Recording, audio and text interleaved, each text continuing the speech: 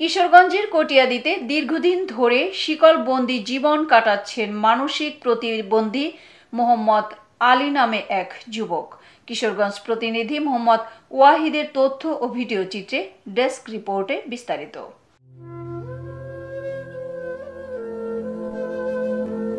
20 বছর ধরে পায়ে শিকল বাঁধা অবস্থায় মানবেতর জীবনযাপন করছেন 35 বছরের মোহাম্মদ আলী।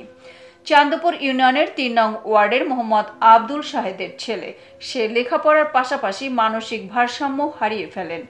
এরপর থেকেই তার জীবন বাঁধা পড়ে শিকলে।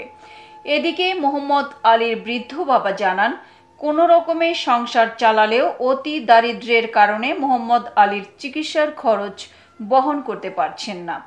ফলে সন্তান যাতে করে হারিয়ে না যায় বা কারো যেন ক্ষতি না করতে পারে, এই ভয়ে তাকে সর্বাবস্থায় শিকলে বন্দী করে রাখা হয়েছে।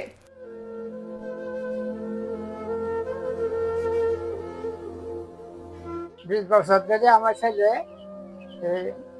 পাগলের অবস্থা, মাথা তো ঠিক নাই। 20 বছর ধরে আমার ছেলেদের গঙ্গা মেলে বান্ধা তৈয়া আটকা রাখে।